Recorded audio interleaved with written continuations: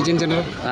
Hari ini bawa bantuan apa saja? Bantuan apa saja untuk warga? Jadi hari ini saya dengan tim ya dari BNPB, dari BPMBG hadir tentu saja untuk memastikan langkah-langkah penanganan tanggap darurat ini berjalan dengan baik.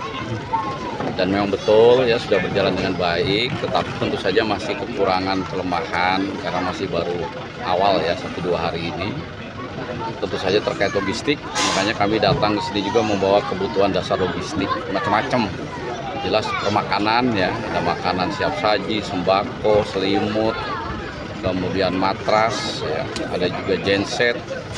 Kemudian kita melihat apa kebutuhan-kebutuhannya dan sebagian sudah dibawa, pakaian wanita, pakaian bayi, pakaian dewasa, dan yang lain-lain nanti berdasarkan hasil asesmen di lapangan. Kemudian tadi juga kita sudah dialog dengan para pengungsi di 2 titik dan kita sudah paham apa yang menjadi keinginan masyarakat. Rata-rata ya pasca bencana itu mereka mau apa gitu. Kalau kebutuhan dasarnya rata-rata sudah terpenuhi. Mereka bertanya terkait rumahnya yang hancur, terkait rumahnya yang rusak, sarana pendidikannya yang hancur, ini semuanya sudah kita kasih jawaban ya. Jadi rumah masyarakat yang hancur itu diganti oleh pemerintah, sarana pendidikan pun diperbaiki ya. Dan masyarakat yang rumahnya hancur terbakar ketika rumahnya lagi dibangun sambil menunggu jadi, itu diberikan bantuan dana tunggu hunian oleh pemerintah. Tadi secara bergantian lebih baik. Itu Jenderal, ini kan hanya pengungsian tidak hanya ada di Kabupaten Flores Timur, Pak Jenderal. Ada sekitar 1.000 jiwa lebih yang ada di Kabupaten Sika sendiri. Apakah Jenderal juga akan berkunjung ke mereka? Semuanya akan kita kunjungi. Makanya setelah ini juga kita akan 1 titik lagi. Nanti saya akan masih beberapa hari di sini sambil memastikan proses penanganannya baik. Ya, mudah-mudahan semuanya bisa kita datangi supaya masyarakat yang terdampak itu semuanya mendapat penjelasan yang sama ya. Jenderal berkantor di sini berapa hari? Saya akan tinggal di sini sampai dengan situasi memungkinkan. Ya. Tetap tinggal di tempat yang lama, yang bahaya, yang radius sangat berbahaya. Kita prediksi akan ada lagi, tapi 10 bulan kemudian erupsi 9 meninggal. Ya memang estimate, jangan beranggapan ini letusan yang terakhir. Nggak ada yang bisa jamin. Berarti kita harus menghindari gunung yang tidak aman. Saran saya tidak bisa memaksa ibu bapak tinggal di negara merdeka. Jadi tidak ada siapapun yang bisa memaksa. Cuma menghimbau, lebih baik ikut pindah. Tapi tidak juga harus di titik yang ditetapkan pemerintah. Kalau Bapak Ibu punya tanah, punya saudara, pengen di kampung yang lain, boleh. Hak wajibannya sama. Nanti pemerintah yang akan membangunkan rumahnya itu. Ya, tapi yang nggak punya siapa-siapa, ya udah saya nurut aja pemerintah. Ini lagi dicari tempat untuk memindahkan. Informasi awal katanya Ibu Bupati punya 60 hektar lahan milik pemerintah.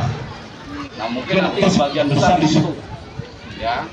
Tapi tentu saja nanti ini orang per orang, ya. Nanti Pak Kepala Desa, Kepala Kampung akan mendaftar. Data awalnya itu 2.600 kakak. Berarti kan lebih sedikit daripada Semeru bisa, ya. Kita negara besar. Presiden mengatakan kita ini negara kuat. Kalau hanya memindahkan 3.000 kakak itu kecil. Yang penting Bapak Ibu sekalian juga harus ikut bekerja sama. Jangan memaksakan. 5 menit saja tuh mulai batu yang orang yang bongkar nih foto bongkar batu di atas sini. Memang yang harus kita lakukan, jangan melihat, tetap tinggal di tempat yang lama, yang bahaya, yang radius sangat berbahaya. Nanti semua dapat nanti. Ini bagi-bagi ya. Simbolis saja. Ini bagi-bagi. Ada sembako.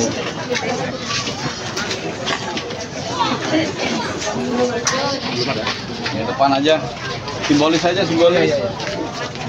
Nanti dibagi semua ya. Bukan berarti tiga diambil sendiri, nanti dibagi teman-teman.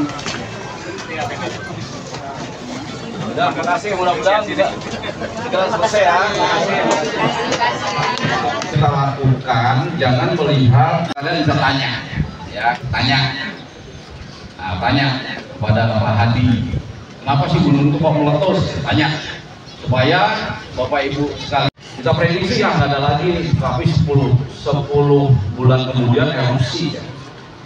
9 meninggal. Ya memang.